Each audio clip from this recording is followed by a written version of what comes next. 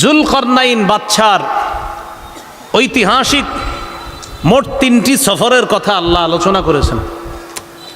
জুলকরনাইন আসলে ওনার নাম না, বাদশাহ জুলকরনাইন এটা তার একটা উপাধি, জুলকরনাইন এটা তার একটা উপাধি। তো যাই হোক, কোরআনে আসছে জুলকরনাইন। তিনি 3টি সফর করছেন ঐতিহাসিক। 1 নম্বর সফর যেখানে আপনার সূর্য অস্ত যায় পশ্চিমে, পৃথিবীর একদম পশ্চিমে সফর করছে। 2 নম্বর সফর যেখান থেকে সূর্য ওঠে একদম পৃথিবীর পূর্বে। 3 নম্বর সফর করেছে, সফরের কথা কোরআনে আছে, কিন্তু কোথায় সফর করছে এটা কোরআনে নাই। পূর্ব পশ্চিমের কথা কোরআনে আছে, কিন্তু 3য় সফরের কথা কোরআনে আছে, কিন্তু কোন দিকে আছে এটা নাই। বলেন তো সফর কয়টা, কয় দিকের কথা আছে কোরআনে? 3য় সফরের দিকের কথা কোরআনে নাই। মুফাসসিরিনে কেরাম গবেষণা করে বলেন যে 3য় সফরটা হয়েছে উত্তর দিকে। কোন দিকে? তাহলে প্রথম সফরটা পশ্চিমে, 2য় সফরটা পূর্বে, 3য় সফরটা কোরআনে উল্লেখ নাই। মুফাসসিরিনে কেরাম গবেষণা করে বলেন 3 নম্বর সফরটা হয়েছে কোন দিকে? উত্তর দিকে। আল্লাহ বলেন ওয়াসআলুনাকা আন যিল কারনাইন কুল সাআতলু আলাইকুম মিনহু যিকরা। নবী, তারা আপনাকে জুলকরনাইন বাদশা সম্পর্কে জিজ্ঞাসা করে, আপনি বলেন আমি তোমাদেরকে তেলাওয়াত করে শোনাবো। জুলকরনাইন বাদশার ব্যাপারে আমি কিছু আলোচনা তোমাদেরকে শোনাবো। বাদশাহ জুলকরনাইন কে ছিল? আল্লাহ তাআলা বলেন ইন্না মাক্কান্না লাহু ফিল আরদি ওয়া আতাইনাহু মিন কুল্লি শাইইন সাবাবা। আমি বাদশাহ জুলকরনাইনকে দুনিয়াতে ক্ষমতা প্রদান করলাম আর তাকে প্রত্যেক জিনিসের উপকরণ দান করলাম। উপকরণ মানি বাদশাহ জুলকরনাইনকে এমন এক যোগ্যতা দিছে আল্লাহ, তিনি যেখানে যাইতেন যা প্রয়োজন হতো ওই প্রয়োজনীয় বিষয়টা আল্লাহ ব্যবস্থা করে দিতেন সাথে সাথে। এইভাবে তিনি একদিন কি করলেন? ফাতবা সাবাবা, একটা পথ তিনি অবলম্বন করলেন, একটা উপায় অবলম্বন করলেন। পৃথিবীর পশ্চিমে তিনি রওনা করলেন, তিনি সফর করবে। সফর করতে করতে হাত্তা ইদা বালাগা মাগরিবাশ শামস, সফর করতে করতে একদম সূর্য অস্ত যাওয়ার স্থানে চলে গেলেন। ওয়াজাদাহা তাগরুবু ফি আইনিন হামিআ, তিনি দেখলেন সূর্যটা একটা কাদাযুক্ত জলাশয়ের মধ্যে অস্ত যাচ্ছে। পৃথিবীর পশ্চিমে গিয়ে বাদশা দেখলেন সূর্যটা যেন একটা কাদাযুক্ত জলাশয়ের মধ্যে অস্ত যাচ্ছে, সূর্যটা হারিয়ে যাচ্ছে। তো দেখলেন কালো আর কাদাযুক্ত একটা পানির মতো যেন এটার নিচে সূর্যটা বিলীন হয়ে যাচ্ছে। পৃথিবীর একদম পশ্চিমের ঘটনা এটা। ওয়াজাদা ইনদাহা কওমা, সমুদ্র পারে মানে পৃথিবীর যেখানে সূর্যটা অস্ত যায় ঠিক এর এই পাশে তিনি একটা জাতি পাইলেন। তার মানে পৃথিবীর একদম পশ্চিম প্রান্তে একটা জাতি পাইলেন। ওই জাতিকে পাওয়ার পর আল্লাহ পাক রব্বুল আলামিন জুলকরনাইন বাদশাকে সেখানে দাওয়াত দেওয়ার জন্য বললেন। বাদশা জুলকরনাইন সেখানে দাওয়াত দিলেন। দাওয়াত দেওয়ার পর তাদেরকে কালিমার দাওয়াত দিলেন, তাওহীদের দাওয়াত দিলেন। কিন্তু তাদের মধ্যে কিছু মানুষ দাওয়াত গ্রহণ করে, কিছু মানুষ দাওয়াত গ্রহণ করে না। আল্লাহ পাক রব্বুল আলামিন বলেন কুলনা ইয়া যাল কারনাইনি ইম্মা আন তুআযযিবা ওয়া ইম্মা আন তাত্তাখিযা ফীহিম হুসনা। আমি জুলকরনাইন বাদশাকে বললাম, ও জুলকরনাইন, হয়তো আপনি তাদেরকে শাস্তি দেন, না হয় তাদের ব্যাপারে ভালো কিছু আপনি গ্রহণ করেন। বাদশাহ জুলকরনাইন কি করলেন?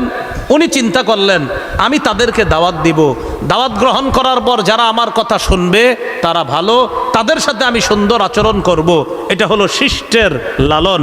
আর যারা আমার কথা না শুই না, আল্লাহর সাথে শিরিক করবে এবং জুলুম করবে, তাদেরকে আমি দমন করব, এটা হলো দুষ্টের দমন। তো জুলকরনাইন বাদশাকে এই কথা বলার পর তিনি বললেন, আল্লাহ তাদের ব্যাপারে আমার ফয়সালা হলো এই, আম্মা মান যালামা ফাসাউফা নুআযযিবুহু সুম্মা ইউরাদ্দু ইলা রাব্বিহি ফায়ুআযযিবুহু আযাবান নুকরা। আল্লাহ যারা জালেম, যারা জুলুম করবে আমি তাদেরকে কঠিন শাস্তি দিব, যারা জুলুম করবে আমি তাদেরকে কঠিন শাস্তি দিব। আমি দাওয়াত দেওয়ার পর গ্রহণ না করে যদি উল্টা তারা জুলুম করে আমি তাদেরকে কঠিন শাস্তি দিব। এটাকে বলা হয় দুষ্টের দমন। তাহলে জালেম দমন করা এটা উচিত, এটা দুষ্টের দমন। পাশাপাশি ওয়া আম্মা মান আমানা ওয়া আমিলা সালিহা, আর যে ঈমান আনবে আর নেক কাজ করবে, ফালাহু জাযাআনিল হুসনা, তার জন্য রয়েছে উত্তম প্রতিদান, তার সাথে আমি সুন্দর আচরণ করব। আমরা যে জিনিসটা শিখলাম, শিষ্টের লালন, দুষ্টের দমন। মানুষের মধ্যে যারা জালেম হবে তাদেরকে দমন করতে হবে, যারা ভালো কাজ করবে তাদেরকে লালন করতে হবে। কিন্তু আমরা দেখি বারবার ঘুরে ফিরে জালেমদেরকেই লালন করা হয়, ভালো মানুষগুলাকে দমন করা হয়। এই জাতীয় এইভাবে ভবিষ্যতে আমাদের বাংলাদেশকে আমরা এমন চাই না, আমরা চাইতে পারি না।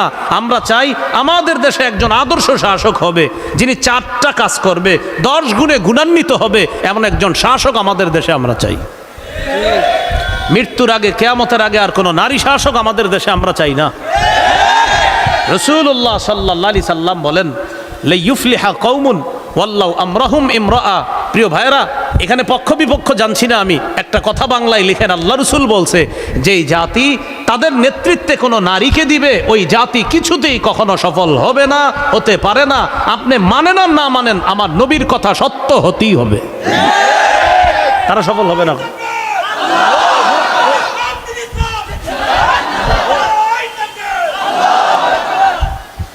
তাহলে 4 নাম্বার গুণ শিষ্টের লালন, দুষ্টের দমন, মানে ভালোকে লালন করা, খারাপকে দমন করা। এটা মুসলিম শাসকের 4 নাম্বার বৈশিষ্ট্য। মুসলিম শাসকের 5 নাম্বার গুণ কি হবে? ও পরবর্তী আরেকটা সফর, জুলকারনাইন বাদশার পরের যে সফরটা, সেই সফরটা হয়েছিল আপনার পূর্ব পাশ। তো পূর্ব পাশে সফর হওয়ার পর সেখানে সূর্য উদিত হয়, সেখানেও তিনি সেম, আল্লাহ বলছে দাওয়াত দেওয়ার জন্য, তিনি সেখানেও 2 সিদ্ধান্ত গ্রহণ করলেন। আমি দাওয়াত দেওয়ার পর যারা জালেম হবে তাদেরকে আমি দমন করব, আর যারা জালেম হবে না তাদেরকে আমি লালন করব। এটা ছিল তার দ্বিতীয় সফর। 3 নাম্বার সফরটা ছিল উত্তর দিকে। সেখানে তিনি যাইতে যাইতে হাত্তা ইদা বালাগা বাইনা সাদ্দাইন, 2 পাহাড়ের মাঝখানে তিনি পৌঁছলেন। ওই পাহাড়ের মাঝখানে পৌঁছার পর এক জাতি পাইলেন, যেই জাতি জুলকারনাইন বাদশার কথা বুঝে না, তিনিও তাদের কথা বুঝে না। বাদশাহ জুলকারনাইন দুভাষীর মাধ্যমে তাদের সাথে কথা বললেন, এক বর্ণনা, আরেকটা হলো ইশারায় তাদের সাথে কথা বললেন। ওই জাতি বাদশাকে বললেন, আপনার কাছে আমরা একটা কথা পেশ করতে চাই। কই কি কথা? কই সেই কথাটা হলো এই, ইন্না ইয়াজুজা ওয়া মাজুজা ফিল আরদ মুফসিদুনা ফিল আরদ। পাহাড়ের ওই পাশে 2টা জাতি আছে, একটার নাম ইয়াজুজ আর একটার নাম মাজুজ। তারা দুনিয়াতে খুব ফাসাদ সৃষ্টি করে, আমাদের ঘর বাড়িতে রাতের বেলা আইসা ডাকাতি করে, ছিনতাই করে, আমাদের সম্পদ লুট করে নিয়ে চলে যায়। এটা বাদশাকে তারা জানাইলেন। বাদশা বললেন, আমি কি করতে পারি? তারা বললেন, আপনি যদি তাদের মাঝে আর আমাদের মাঝে একটা প্রাচীর নির্ধারণ করে দিতেন, একটা প্রাচীর বানায়া দিতেন, আমাদের জন্য ভালো হইত। এখান থেকে আমরা মুসলিম শাসকের 5 নাম্বার গুণ জানবো। মুসলিম শাসকের 5 নাম্বার গুণ হলো জনগণের জন্য অকাতরে বিলিয়ে দেওয়া। বলেন, জনগণের জন্য অকাতরে বিলিয়ে দেওয়া। তো ওই জাতি যখন বলল আমাদেরকে একটা প্রাচীর করে দেন, প্রাচীর করে দেওয়ার জন্য আপনার যা যা লাগবে আমরা আপনাকে দিব, যদি কোনো ট্যাক্স চান, কিছু চান, আমরা আপনাকে দিব। এটা বাদশাকে অফার করলো তারা। বাদশা বললেন, না না, কোনো ট্যাক্স দিতে হবে না, কিচ্ছু দিতে হবে না, আমি তোমাদের সমস্ত খরচ বহন করব। এখানে প্রাচীর নির্মাণ করার জন্য যা যা লাগে আল্লাহ আমাকে দিয়েছেন, আমি সব দান করব। জনগণের জন্য কি করা? অকাতরে বিলিয়ে দেওয়া 5 নাম্বার বৈশিষ্ট্য। তো আমাদের অবস্থা হলো এমন, একটা ছোট্ট রাস্তা করবে, এখানে রাস্তার টেন্ডার হয়ে গেছে, আগামী শুক্রবার থেকে কাজ শুরু হবে। এই রাস্তার কাজ শুরু হওয়ার আগে রাস্তার আশেপাশে যে ঘরবাড়ি, এদের কাছে গিয়ে বলে প্রত্যেক পরিবার 10,000 টাকা করে দিতে হবে। আরে ভাই, কেন 10,000 টাকা দিতে হবে? মানে এটা সরকারি রাস্তা হবে, আমরা কেন 10,000 করে দিব? নিচ্ছে সরকারি খাম্বা বসবে, ওই খাম্বা বসানোর আগে যারা যারা বিদ্যুৎ নেবেন এদের কাছে এসে বলে জন প্রতি 7,000 টাকা করে দিতে হবে। শুধু শুধু টেন্ডার কিন্তু নিয়ে আসা হয়েছে, এই টাকাটা এটা ফাও নেওয়া হয় এবং এটা যাদের পকেটে যায়, অন্যায়ভাবে যায়, জনগণের টাকা চুরি করে এটা নেওয়া হয়। কেন? আপনি তো টেন্ডার পেয়েছেন, সরকারের টাকা, আপনি এটা করবেন জনগণের জন্য, কেন পাশে যে ঘর বাড়িগুলা এরা প্রত্যেকে এই পরিমাণ টাকা দিতে হবে? আল্লাহ আমাদেরকে হেফাজত করেন। এটা আর কি, এটা হলো আপনার একটা, এটা আউট ইনকাম। কি ইনকাম? এটা আউট। হ্যাঁ, এটা হলো পাতি পাতি যারা আছে ছেসরা টাইপের, এদের ইনকাম এটা। আপনার কাছে বাদশাহ জুলকারনাইন কি বললেন? আমি প্রাচীর নির্মাণ করে দিব, কিচ্ছু লাগবে না, তোমরা একটু সহযোগিতা করতে পারবানি আমাকে? কয় কি সহযোগিতা? আইনুনি বিকুওয়াতিন, তোমরা একটু শক্তি খরচ হবে, ওই যে লোহার পাতগুলা দেখা যায়, এই পাতগুলা একটু আইনা দিবা, পারবা? কখনো সমস্যা নাই, অনেক শক্তিশালী জাতি। কয় পাত আইনে দেবো আমরা। আজ আল বাইনাকুম ওয়া বাইনাহুম রদমা, আমি তোমাদের মাঝে আর তাদের মাঝে একটা প্রাচীর নির্মাণ করে দিব, তোমরা নিয়ে আস। লোহার পাত আনার পর দুই পাহাড়ের মাঝখানে এই পাতগুলা রাখতে রাখতে দুই পাহাড়ের মাঝখানের ফাঁকা জায়গাটা লোহার পাত দিয়ে পূরণ করা হয়ে গেছে। এবার এই পাতগুলো একটা আরেকটার সাথে পার্টিশন দিতে হবে, রেখে দিলেই তো হবে না, বা কারণ ইয়াজুজ মাহুজ এসে আবার ধাক্কা দিলে পড়ে যেতে পারে। ইটগুলো যদি শুধু গেঁথে রাখেন আর যদি এটা দিয়ে সিমেন্ট টিমেন্ট না দেন, প্রলেপ না দেন, থাকবে না, পড়ে যাবে। তো লোহার পাতগুলা দিয়ে আল্লাহ বলছে হাত্তা ইদা সাওয়া বাইনা সাদাফাইন, দুই পাহাড়ের একদম উঁচু স্থানের একদম বরাবর হয়ে গেল লোহার পাত। জুলকারনাইন বাদশা বললেন, এক কাজ করো, উনফুখু, তোমরা আগুন জ্বালাও, ওই আগুনের মধ্যে হাওয়া দাও। ওই যেটা দেখবেন ওই যে হাপর যারা বানায়, দাঁড় কুড়াল টুরাল বানায় না, এরা কি করে দেবে, এটা ওখান থেকে আসছে কিন্তু। ফুদাও আগুনের মধ্যে, আগুনের তাপ বাড়াও, তা আগুনের মধ্যে দেওয়ার পর এবার এক কাজ করো, সীসা গলাও। কোনো বর্ণনায় অন্য কিছু আসছে, ওটা গলাও, গলানোর পর এটা আমার কাছে দাও। দেওয়ার পর বাদশাহ জুলকারনাইন কি করলেন, ওই গলিত যে অংশগুলা এগুলো আপনার ওই লোহাগুলার মাঝখানে দিয়ে দিলেন, তখন মজবুত একটা প্রাচীর দেয়াল তৈরি হয়ে গেল। তিনি তাদের কাছ থেকে কোনো কিছু গ্রহণ করলেন না, উল্টা নিজ খরচে ওই প্রাচীরটা তিনি নির্মাণ করে দিলেন। তাহলে মুসলিম শাসকের 5 নম্বর বৈশিষ্ট্য, সেটা হলো জনগণের জন্য অকাতরে বিলিয়ে দিবে। জনগণ আপনাকে বিশ্বাস করে, আপনি অকাতরে বিলিয়ে দিবেন। 6 নম্বর মুসলিম শাসকের 6 নম্বর বৈশিষ্ট্য গুণ হলো মানুষের জন্য কিছু করতে পারলে আল্লাহর শুকরিয়া আদায় করা। সূরা কাহফের 98 নম্বর আয়াতে আছে, জুলকারনাইন বাদশা মানুষের জন্য কিছু করতে পাইরা তিনি বললেন, রহমাতুম মির রব্বি, আমি যে তোমাদের জন্য কিছু করতে পারলাম এটা আমার রবের রহমত, দয়া। সুবহানাল্লাহ। আমি যে তোমাদের জন্য কিছু করতে পারলাম এটা আমার কোনো কৃতিত্ব না, রহমাতুম মির রব্বি, এটা আমার রবের পক্ষ থেকে দয়া। তাহলে 5 নাম্বার জনগণের জন্য অকাতরে বিলিয়ে দেওয়া। 6 নাম্বার জনপ্রতিনিধি জনগণের জন্য কিছু করতে পারলে নিজের ক্রেডিট না দেখানো, বরং এটা বলা আমার রবের অনুগ্রহ, দয়া, যে আমার রব দয়া করেছে তাই আপনাদের জন্য আমি কিছু করতে পারছি। এটা হলো 6 নাম্বার।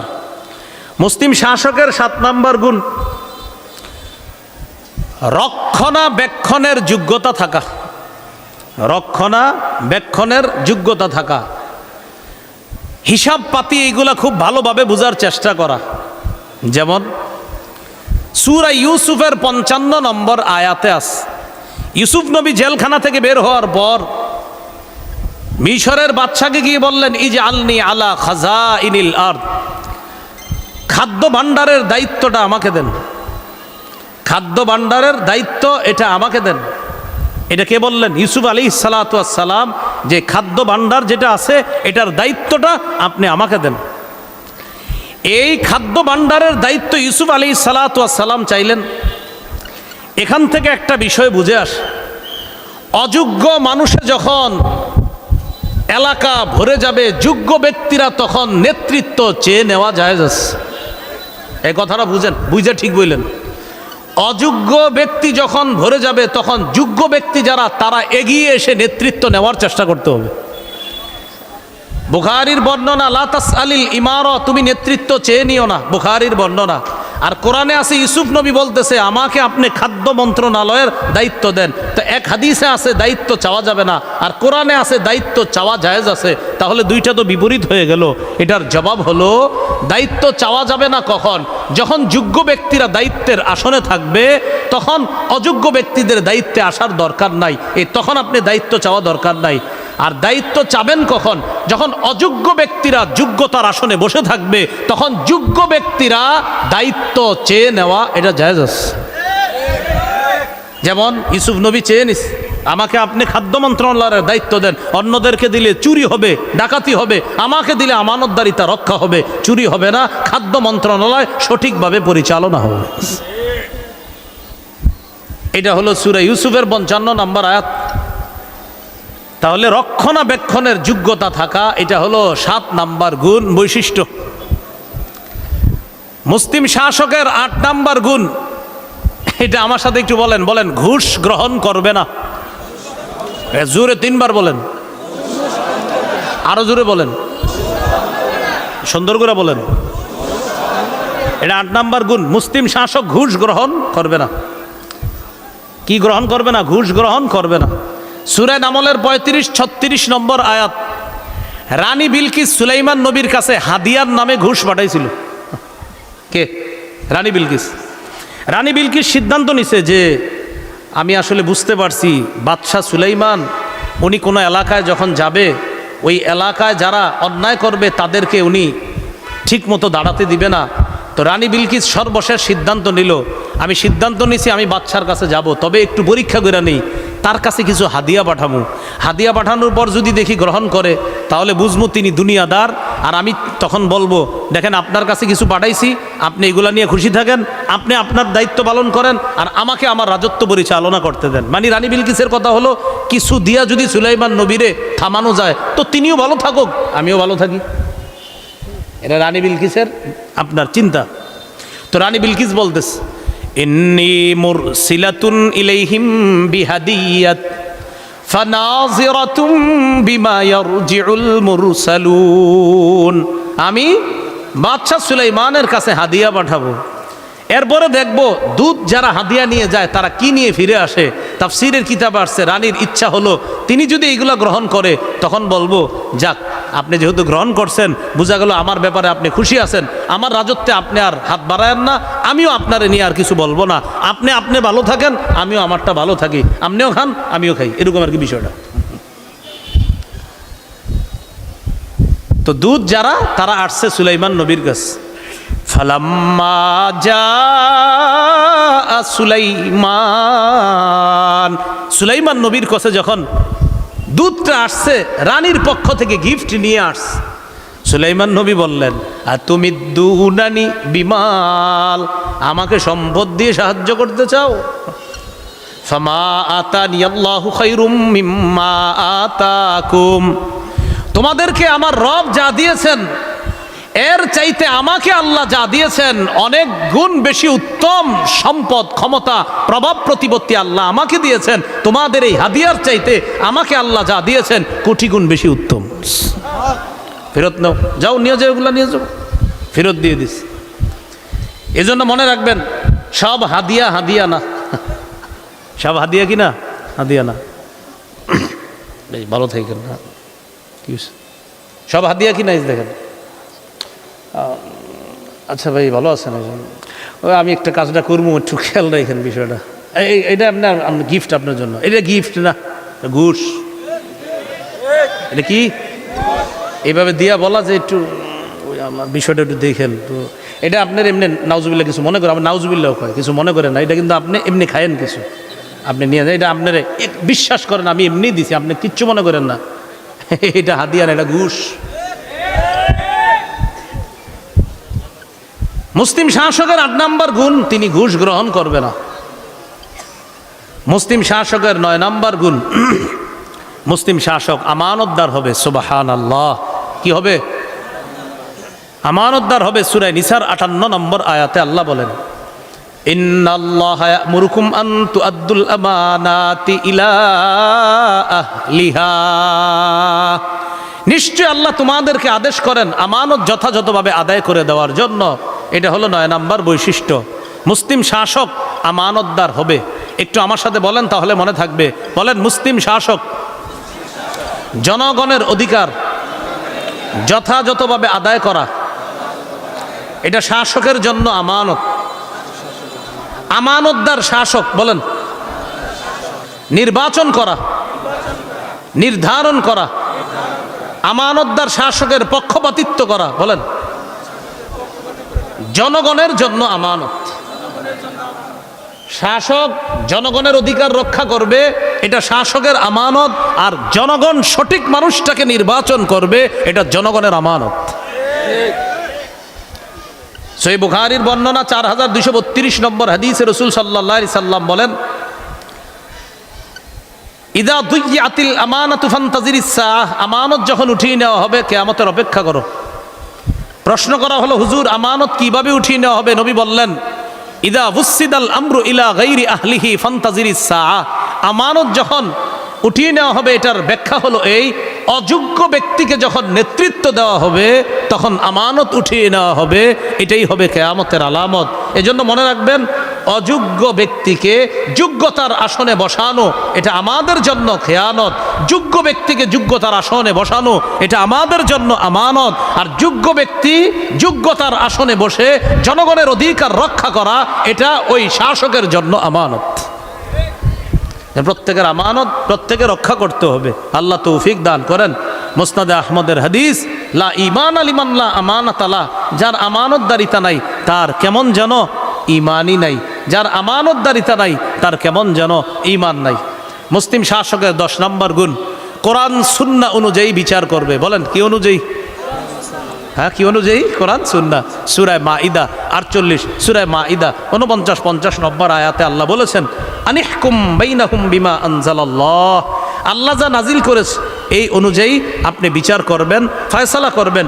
শেষের দিকে আস, আফা হুকমাল জাহিলিয়াতি ইয়াবগুন, তারা কি জাহিলি নিয়ম কানুন চায়? তারা কি জাহিলি বিচার ব্যবস্থা কামনা করে? ওমান আহসানু মিনাল্লাহি হুকমা, আরে আল্লাহর চাইতে শ্রেষ্ঠ উত্তম বিচারক আর কে আছে?